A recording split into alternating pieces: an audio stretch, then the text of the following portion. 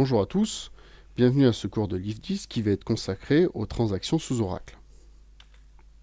Et ce sera l'unique objet de cette séance. Alors, les problèmes de cohérence et de transaction. Un SGBD, c'est un gros système qui doit pouvoir être capable de gérer plusieurs utilisateurs en parallèle qui effectuent des opérations de lecture et d'écriture potentiellement simultanées. Mais il faut que, à chaque instant, ce qu'il y a de stocké soit dans un état cohérent. Donc on a un mécanisme qu'on appelle les transactions. C'est une séquence d'ordre indivisible qui font passer la base de données d'un état stable. On exécute l'ensemble des opérations, on reste dans un état stable. Si jamais il y en a une qui pose problème, on annule pour toujours rester dans un état cohérent. Donc on parle de propriétés acides pour atomicité, cohérence, isolation et durabilité. Ça c'est typique du SGBD relationnel. Ce sont les garanties fortes qu'un SGBD va vous apporter. Une transaction réussit quand toutes ces opérations réussissent. Ça c'est l'atomicité. La cohérence, c'est que on part d'un état intègre, on arrive dans un état intègre. L'isolation, c'est le fait que des transactions exécutées par des utilisateurs différents ne vont pas chevaucher les uns les autres. Et la durabilité, c'est qu'on va bien enregistrer l'état du système de façon permanente.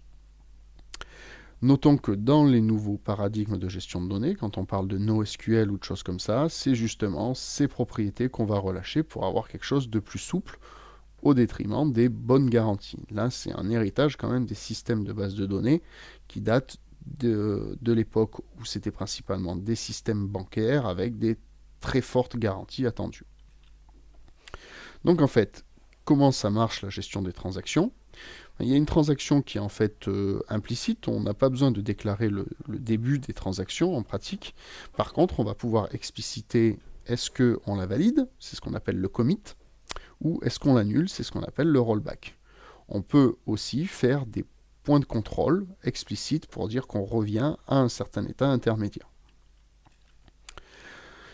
Donc, il faut noter quelques points. Pendant qu'une transaction est en cours, seul l'utilisateur qui a fait les modifications les voit. Donc si vous faites un insert suivi d'un select étoile, vous allez voir votre tuple inséré ajouté dans la liste. Par contre, si un autre utilisateur fait la même requête, il ne va pas le voir. Il va falloir que vous fassiez un commit pour qu'il soit disponible à tout le monde, qu'il soit persisté. En cas de fin anormale, donc si vous quittez n'importe comment SQL Developer par exemple, vous aurez automatiquement un rollback des transactions qui ne sont pas terminées. Alors, le début des transactions est implicite. Il va commencer en fait dès le début de votre script et la transaction va persister tant que vous n'avez pas fait de rollback ou de commit explicite ou de rollback de commit implicite. En effet, il y a certaines opérations qui sont, on dit auto-commit. Donc là, typiquement, c'est si vous faites un create table, ça va faire en fait un auto-commit. Donc vous allez commencer une nouvelle transaction. Vous allez terminer l'actuelle et commencer une nouvelle transaction une fois que le create table sera effectué. Le SGBD dispose de mécanismes de verrouillage pour gérer les conflits d'accès. On va voir un peu ce que c'est, mais on ne va pas rentrer dans les détails. Alors voici un exemple qu'on va exécuter sous SQL Developer. Donc on imagine une petite table de transactions avec juste deux attributs. C'est juste pour l'exemple. Au début, elle est vide. On va ajouter un premier tuple, ajouter un deuxième tuple et créer un point de sauvegarde. Donc si on fait rollback, on pourra revenir à cet endroit précis. Donc ici, j'ajoute un nouveau tuple, je fais un nouveau point de sauvegarde, je rajoute un quatrième tuple. Donc ici, si je regarde le contenu, l'utilisateur courant voit les 4 tuples insérés. Par contre, un autre utilisateur verrait rien. Alors, si on revient au point B, c'est celui qui a été créé juste avant l'insertion du tuple 4. On va revenir à cet état-là. Si on revient encore, on va revenir à l'état du save point A, c'est-à-dire quand seulement ces deux tuples sont présents. Alors, si on veut enregistrer les modifications, on peut faire un commit. Alors, notons que la syntaxe permet de mettre un commentaire quand vous faites cette opération. Voilà. Et ici, vous voyez toujours le même contenu. Par contre, il sera visible des autres utilisateurs et il sera persistant dans la base de données.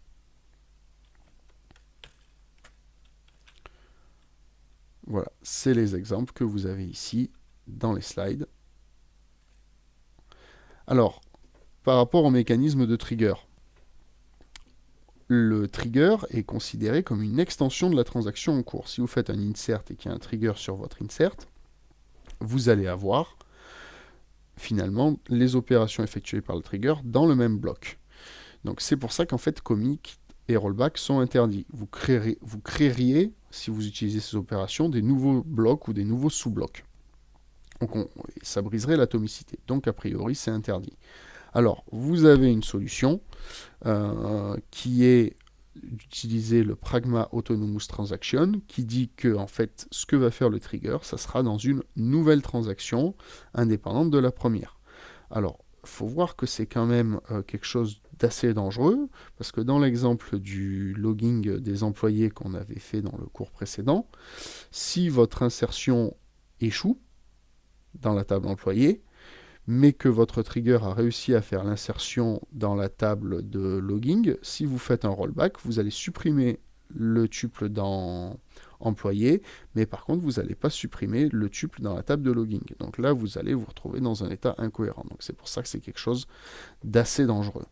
Donc si vous autorisez ça, là, vous aurez le droit de faire des commits et des rollbacks relatifs à la transaction du trigger. Les niveaux d'isolation, c'est en fait les garanties que le SGBD va vous apporter sur la concurrence des actions effectuées simultanément dans la base. Donc, vous pouvez spécifier le niveau d'isolation. Donc, vous voyez de read uncommitted, committed, repeatable read, serializable. La dernière, c'est la plus puissante, c'est celle qui apporte le plus de garanties, mais ça veut dire aussi le plus de contraintes. Si vous autorisez ici, vous pourriez avoir plusieurs personnes qui pourraient voir des contenus qui évoluent en parallèle, vous assurez une forme de cohérence, de consistance qui est relativement faible. Ici, vous aurez quelque chose de meilleur. Mais ça veut dire qu'il y a les cas où des utilisateurs font des actions simultanées, il y en a certains qui vont être refusés parce que justement, on pourrait garantir, on ne pourrait pas garantir qu'un état cohérent soit obtenu à chaque coup. En pratique, dans Livre 10, on ne regardera pas trop les détails de ces niveaux d'isolation. Mais sachez que ça existe.